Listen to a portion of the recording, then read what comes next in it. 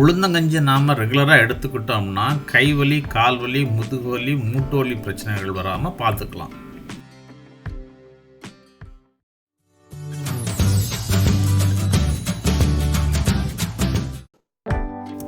வணக்கம் நண்பர்களே, நாஞ்சில் ஃப்ளேவர்ஸ் வாயிலாக மீண்டும் உங்களை சந்திப்பதில் மகிழ்ச்சி அடைகிறேன். இன்றைக்கி நாம் உளுந்தங்கஞ்சியை நாம் சாப்பிட்றதுனால நமக்கு கிடைக்கக்கூடிய நன்மைகளை பற்றி பார்க்க போகிறோம். உளுந்தங்கஞ்சியில் மெயின் இன்க்ரீடியன்ட்ஸ் என்னென்னு பார்த்தீங்கன்னா உளுந்து.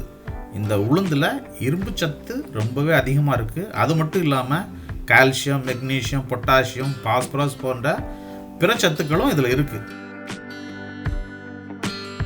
ஒரு காலத்தில் இட்லி தோசை மாவு ரெடி பண்ணுறதுக்கு கருப்பு உளுந்தை தான் பயன்படுத்துவாங்க. அதாவது கருப்பு உளுந்தை ஊற வச்சு அந்த தோலெல்லாம் ரிமூவ் பண்ணிவிட்டு அதுக்கு பிறகு தான் அந்த உளுந்தை அரைச்சி மாவு எடுத்து இட்லி தோசை சுடுவாங்க. இப்போ தோல் நீக்கின உளுந்து கிடைக்கிறதுனால யாரும் இந்த கருப்பு உளுந்தை இட்லி தோசை மாவு ரெடி பண்ணுறதுக்கு பயன்படுத்துறதில்ல. உளுந்தங்கஞ்சி செய்கிறதுக்கு மெயின் இன்க்ரீடியன்ட்ஸ் என்னென்னு பார்த்தீங்கன்னா கருப்பு உளுந்து தான். அது முழு உளுந்தாக கூட இருக்கலாம், இல்லை இதே மாதிரி உடைச்ச உளுந்தாக கூட நீங்கள் பயன்படுத்திக்கலாம். அடுத்ததாக இது கூட சேர்க்கக்கூடிய பொருள் என்னென்னு பார்த்தீங்கன்னா புழுங்கல் அரிசி. நம்ம சாதாரணமாக இட்லி தோசைக்கு பயன்படுத்தக்கூடிய புழுங்கல் அரிசியே சேர்த்துக்கலாம்.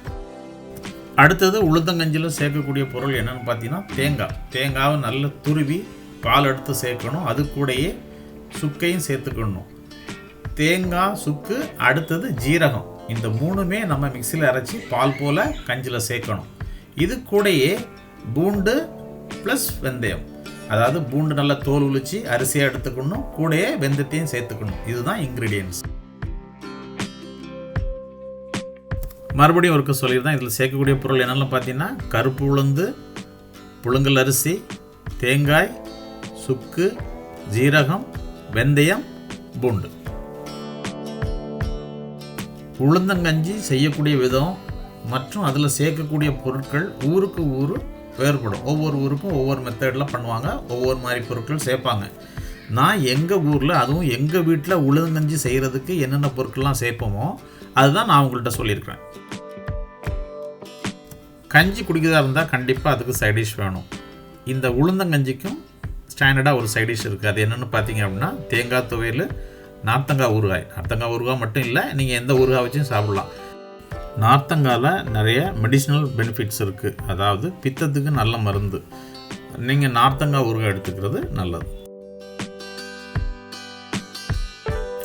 உளுந்தங்கஞ்சியை நாம் ரெகுலராக எடுத்துக்கிட்டோம்னா முதுகு வலி, மூட்டு வலி, தசை வலி, கைகால் வலி போன்ற பிரச்சனைகள் வராமல் நாம் நம்மளை பாதுகாத்துக்கலாம். உளுந்தங்கஞ்சியில் தேங்காய், சுக்கு, சீரகம் நம்ம சேர்த்துருக்கிறதுனால வயிற்று புண், அதாவது வயிற்று பிரச்சனைகள்லேருந்து கூட நாம் பாதுகாத்துக்கலாம். அது மட்டும் இல்லாமல் வாயு சம்பந்தப்பட்ட பிரச்சனைகள்லேருந்து நம்மளை பாதுகாத்துக்கலாம்.